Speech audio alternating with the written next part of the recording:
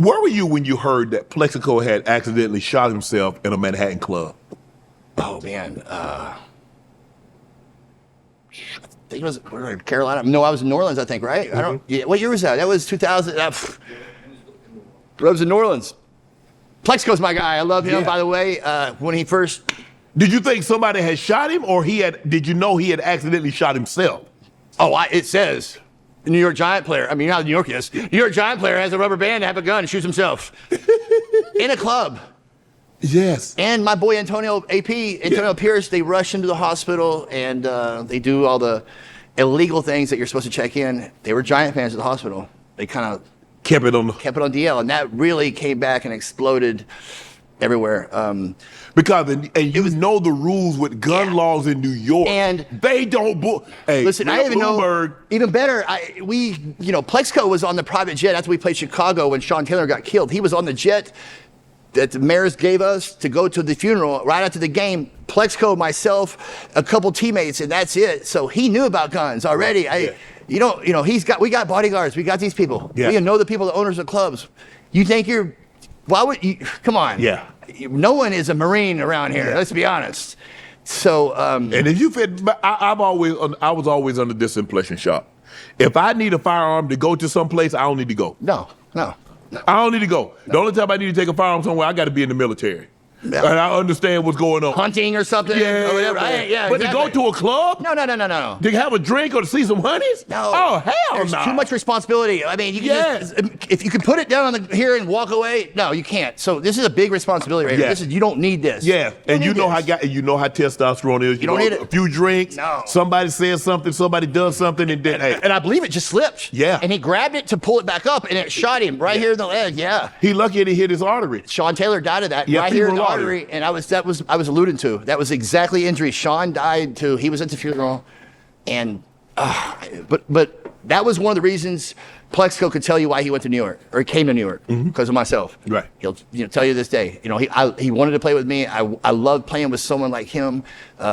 Amazing talent, but everyone makes mistakes. Yes. But let's try to minimize. I'll make a mistake, but let's try to make the mistake like me. Not dropping something in my foot that explodes my eyes and I go blind. Right.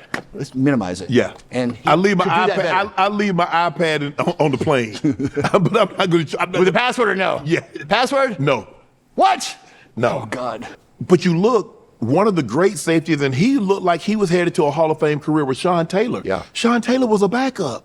He was a special teams guy. Yeah, but I mean, we had so many many believe people. that he could have started had it not been for, I think, was Ed and Antrell Rowe was the starter? Yeah, we had Ed and Antrell, and we had a bunch of good guys, but he played a very special part. I mean, he blocked punts for us. He won a lot of games for us. And we only played we only literally played until the second quarter. If we played at halftime, if we even played till halftime, that was a very rare occasion. So.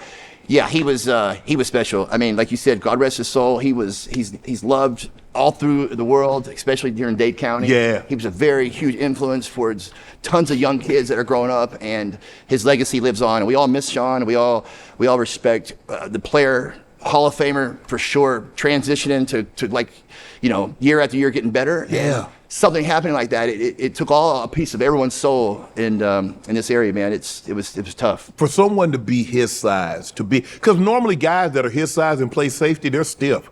He was not stiff. No. He was fluid. He could swivel his hips. You're talking about somebody 6'3", 225, 235 pounds that could run 4.3, that could have a 40-inch vertical. He could backpedal. He could play cards. It was a more skilled, quicker Steve Atwater. Yes. Which is so rare because no one's supposed to be that fast, that tall, their legs. Yeah. And how he got in and out of breaks was amazing, and I got to play with one of his defensive coordinators, or coached by, in New Orleans, Greg Williams. And he tells me stories about Sean, and I just, it was awesome. Great experience. You led that team in receptions. Clinton Portis was in the backfield. Frank Gore was in the backfield. Willis McGahee was in the backfield. Santana Moss. Reggie Wayne, I think, wasn't Andre? Dre was on that team as well. Yeah, Andre, yep. I mean, you probably you could have led the team with 30 catches. How did we spread all that around? You got McGahee, you got Porter, you got Gore, and then you got Santana, you got Dre, and you got Reggie. Oh, Like I said earlier, I think that they were jockeying to like try to see who's not going to leave the NFL. But they were leaving. They ain't coming. Oh, no. But it happened like in our Rose Bowl national championship. It opened. The can of worms went when Andre Johnson went for 200 and something. Yeah. Nebraska was doubling me, and I'm like, oh, there goes Dre, 1-on-1. They can't do it second half. They kept doing it. We're going to make this guy beat us? Well, the game would have been 100-something-0 if that would have happened, you know? Right. So we had a great squad on both sides. Brian McKinney. Yeah. A bunch of first-round linemen. McDougal, Vince Wilfred. Yes. We had some good defensive people, man. Wow. Which play when you watch all these guys practice, you got an opportunity to see them every day, in the weight room, the training, and on the field. Which guy did you like? Got him. Damn, he's special. Oh man, that's easy. I got to Miami my first year, and I saw Dan Morgan for the first time, and I saw how he prepared himself with weight rooms, full speed, everything, and. I remember catching some kind of fluke pass in practice, coming down with it, and he looked at me and he goes, "You're going to be good. You're going to be good. Right. Keep working." And I just watched him throughout the whole year prepare and everything. And he was a pro, you know? The general manager right now, Carolina Panthers, Right. he's a pro. He was preparing like a professional, even in college. Yes. And that right there, I was like, this right here is the grandmaster. I mean, just watch what he does. And, you knew it. When he walked down the hallway, the coaches would even tell us, Dan's in a bad mood. Don't look at him in the eyes. He had one thing on his mind. That was going full. Knocking someone out. I'm telling you, it was a surreal experience, you know. Amazing. Someone to look up to. That was easy. Your roommate in college was Bryant McKinney. What? You talking about, how tall was Matt? 6'7", 6'8"? 6'8", 6'9". He's a big, tall guy, that's for sure, yeah.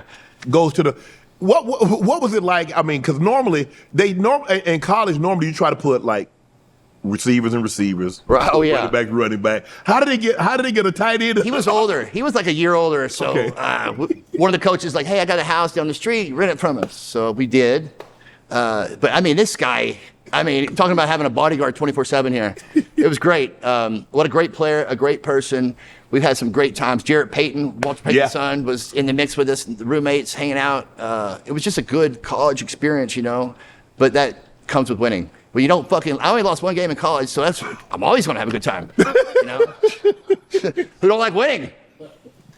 If I made you pick of all the great Miami Hurricanes, you only get 4 to put on Mount Rushmore. Oh boy.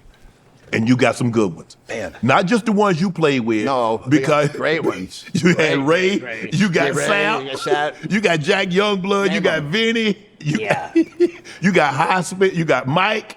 Mike is really the one that started that. Yep. And so you're looking back at it, and like I said, there is a great Otis Anderson. You got some great guys. I think Jim Otto went to the U. Yeah. When you look back, you got to put 4 greatest Miami Hurricanes. Oof. All right. For the swagger purposes and just who is Miami, Mike. Michael Irvin. Mike got to be there. He's got something to do. He'll have something to do with the, university for the next whatever. As long as he lives, and he's gonna still have it. Mike's got to be on there. Ray's on there. You know Ray's on there. Oh man. I had to give. I don't know. Ed is on there. Okay. Ed Reed is on there. I don't know. I can do 2 safeties.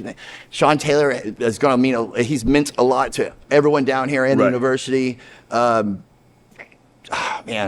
there's so many. I don't know. De Hester's played. Oh yes, he was. Was he on your team? Yes. I don't know how we forgot that.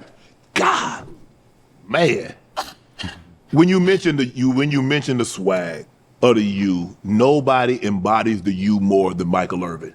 Nobody had. No. He probably had more fun with them going and getting to the national championship absolutely. Than even the players on the team, because he's on and the ebbs and flows that he's all on the ground. He's on his back.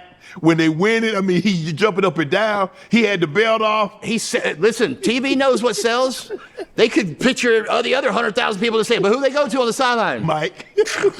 You can't make that up. No, you know? But that's him. People like him. Man, he's not. No, he's always like that. They don't believe me. Always. And we're going to talk about in shape. Listen, I know shape. Look at this. Mike, Another guy that takes really good care of himself. So watch this, kids. Look at this. Mike is like that. What you see Mike on television, Mike is like that when there are no cameras around. Absolutely. When it's just he just kick. Yes, that's who he is.